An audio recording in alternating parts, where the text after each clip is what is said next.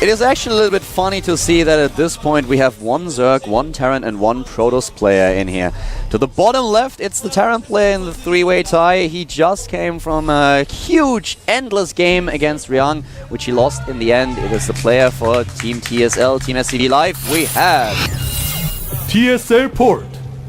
Got to be feeling really stressed out after that loss. That was a tough loss to take. You really have to kind of recover. You have to come back to your mindset where you're okay, I lost the game, but I'm not out yet. Let's focus on the three-way tie. And he's up against the player who was able to take one win already. He defeated Mainz, and if he takes this game, it is over. Then we will have our second Code S player. It might be the Zerg starting to the top right. It might be... SuHoSin. We'll find out. He was able to win against Polt, and he always played the same build. In every single game against Terran that we've seen today, he played exactly the same build. Roaches, Speedlings, and a few Banelings. That's the attack that he chose in every single match on three bases. It worked really well for him so far. The only player who was able to shut it down was Ryang. Yep. And even though Ryang... I don't want to say screwed up, it would be too harsh. He could have defended a little bit better, but even so, he did a great job, and Ryang was the only player, the only Terran in this group who was able to win the match against SuHoSin. So if Polt plays a similar build as Ryang did, he will be safe against this opening. The question is he doing it again? He won't do that build, man. He's Polt. He was not going to play mech. No, well, not mech, but the opening with the Banshees. The Banshee opening. He may do a Banshee opening. In fact, Polt has been known to go for Banshees after the double gassing, going into Banshees and taking a third command center. But as far as the late game composition goes, Polt will not play that style. I would bet my life on it. I completely agree. He will not use the same unit composition, but he might use the same opening. He might also just go for a faster siege tank build. And now we have him with double gas already. I think he's going to Reactor Hellions from here, though. We'll see, though. I mean, it just seems to be the only build Polt is doing these days. And for him to do something different would actually be like more surprising than watching that TVT that we saw, or like that the fact that the Seeker missiles didn't finish, man. I would actually be like, oh my god, he made 3 factories on 2 days, what? Polt's going to go ahead and go to work on that neutral depot so he can have the wall off that he wants. If you kill this depot, you can make the bunker in between the command center and the ramp, and then make your own depot there to wall off that bunker, which is exactly what Polt normally likes to do. Well, in this case, he's going to go ahead and make his bunker here. The only question that I have is, what is SuHoSin doing? I cannot believe that he has only one build against Terran. Yeah, I know, right? I mean, especially considering that this is the only match he really had to prepare for. And that's the Roach Warren. There it is. At 4 minutes and 50, the Roach Warren at 22 harvesters. He's getting speed as well. But this is a bit different. He's doing it on 2 bases. He has a lot less harvesters than he had in the last few games. The drone, he doesn't have lava. So how many drones is he actually getting? This is a little bit of a different style that he's faster. This is a lot faster. This is not only a little bit faster, this is a lot faster. It's a rush, basically. Yeah. He's going to do, I think, 7 roaches. Let's see how much gas he actually has. He's got... And does he have... Okay, yeah, he's got the Overlord on the way. He's making 4 more drones, though, first. I think he'll still be able to make 7 roaches when this finishes. He doesn't have the gas for 7 roaches. Not yet, no. He can get 5 in total. He is lacking the minerals right now. Yeah, there's 5. And he's not spending larva on anything else. He's got 2 more left. But there goes 1 Overlord because he doesn't have enough. Yeah, so he can't make 7. I think I've seen people make 7, but I guess the way he's done this is a little bit different. I guess the way he used his larva was either not optimal or he just wants to only make 5. I mean, it's probably that he just only wants to make 5. Well, no, he can make... Well, okay, he's making a ton of links behind this. Yeah, that's why he gets the speed. He's getting the speed there, so he goes for the Zerg links as a follow-up. It's just Roach Speedling. It's a little bit of an old-fashioned attack. It's an attack that we've seen in the past, and Polt is using the Banshee. Polt Banshee build, man. Yeah, he's using the Banshee build that we talked about. That is one of the ways how he can defend against the attack that SuHoSin used on earlier maps, but he's mixing it up and he's already taking to lair. Very early lair attack. His bunker is not in position to defend, really, so he's going to start to lose a few workers. Although he's actually going to attack into this bunker which is going to be something that Polt's really going to enjoy. Although with not using his Hellions all the way, he's got several Hellions he's not using to defend here. He's getting to the main base. The bunker is dying here. SuHoSin is now on 57 supply. Polt is on 40. Guys, remember, if Polt loses, he's in Code A. Vines will be in Code A as well. SuHoSin will advance, but there's the Banshee. And with the Banshee, he's able to force SuHoSin to retreat. 7 workers killed, though. Resources lost, 750 against 500. He could have used his Hellions a lot better in that fight. He had 2 idle Hellions on top of his ramp. He was not using to defend.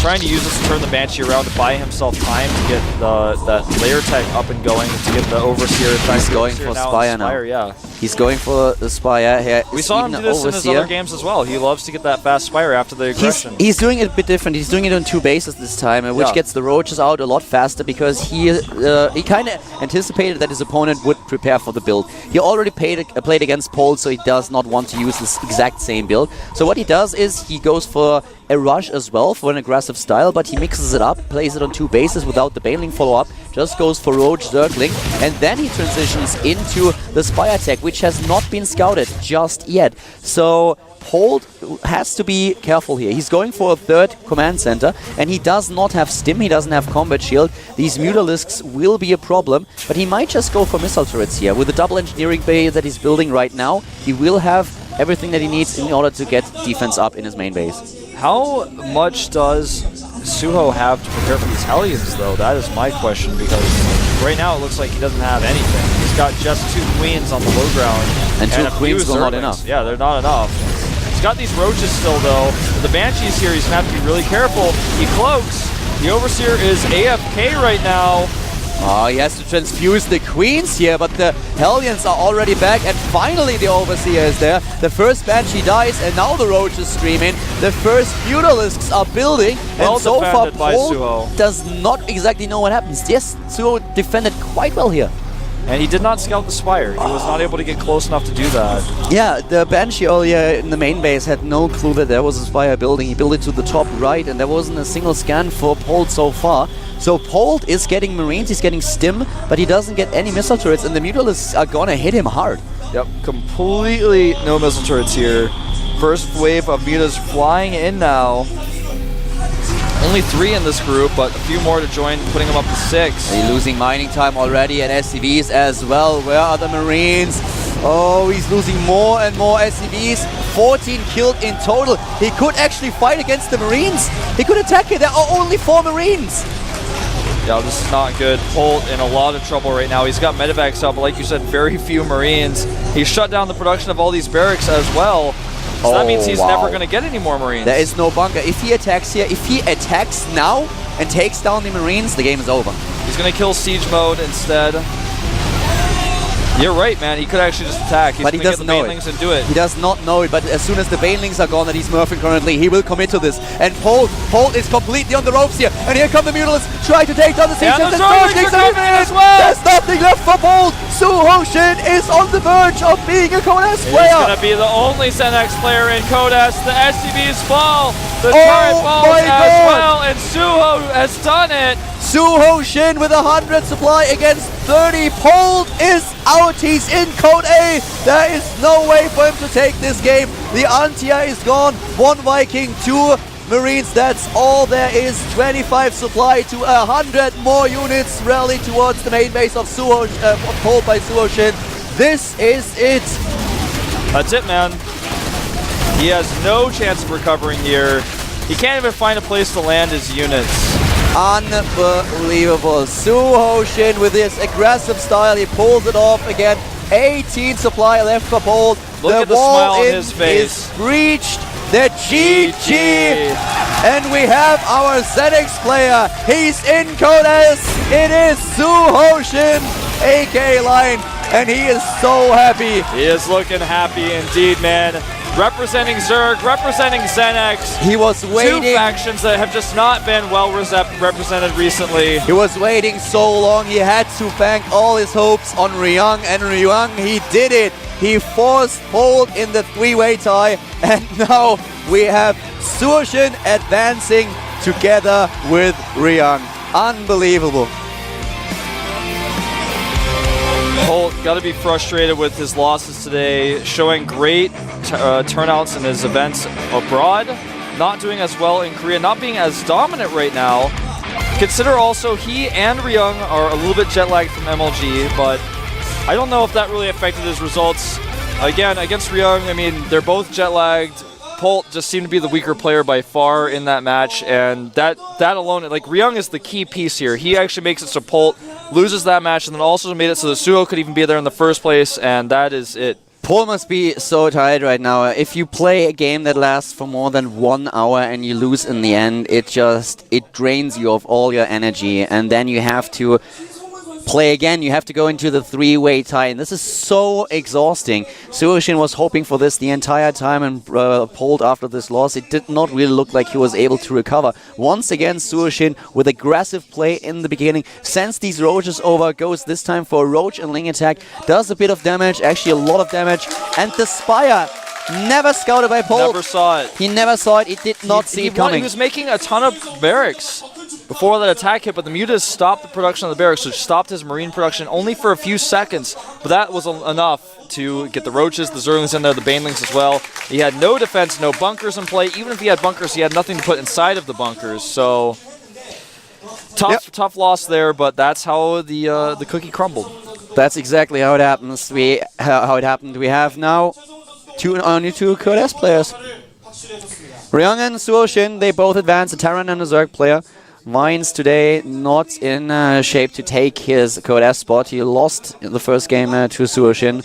And we have a quick look at today's matches, of course. Yeah, let's look at our results. You guys can see exactly the score points here. Obviously, Suho and Ryung advancing. Vines, Jagchi, and Polt down. Vines and Polt tying 2 and 3. We saw Empire Vines making a good showing here. Jagchi with some surprisingly poor results as well, but he did get his 1 win. And the group dynamic today was pretty interesting. Most people expected Polt and Jagchi to get out, but that was just not what happened. And guess what, guys? We'll be back tomorrow with the next group, and we are having a quick look at these players, and this is crazy. Yep, that is crazy indeed. MC, Hack, Virus, Zinho, and Tree. A 6-player group. Yep, once again, we could potentially see 50 matches. Maybe even more if you have a tie situation. Seed, a big fan favorite, and everyone else in there, I mean, they've got their fans. MC, for example, Zenio, obviously very well known, and then Virus coming off of some great play as well. Hack 2, he played really, really great. On the other hand, we have the third Terran player with 3, and of course, Zenio fighting for Team Liquid here. Well, that is going to be a great group to watch, man. I cannot wait. Tomorrow is going to be great. It's going to be a long day. Definitely make sure that you get a couple of beers and chips or popcorn, whatever. That's going to be a really good match, and probably also a very, very long day. Today we had some amazing games, very, very long games. Yeah. Some failed 6 pools that actually turned out to lead up to a quite long macro game, like 30 minutes if I'm not mistaken. So yeah. Amazing day at the Up and Downs. It was a lot good, of fun. man. I really enjoyed it. We had, I think, potentially the longest game in GSL history. We actually had. I got a tweet, and he told me that the match between Marker Prime and Dream lasted for 53 minutes. 53? Apparently. 53 minutes, like real life minutes? Guys, come on. Who tweeted that? All right, like, because that game that we just cast was 1 hour and 12 minutes in game, so I think today was the longest game. I think it was, man. Everyone's like trying to say it wasn't, but they can't even prove it. Come on, try to prove it again. Tweet us at ProxyWolf, at Caldor. Of course, tweet at GOMTV. Go on Facebook and follow Global GOMTV as well. And I think that's going to about do it. We'll see you guys tomorrow for the next group of Up and Downs. Exactly. So see you soon, guys. I hope you enjoyed the show, and we'll see you tomorrow with Group D.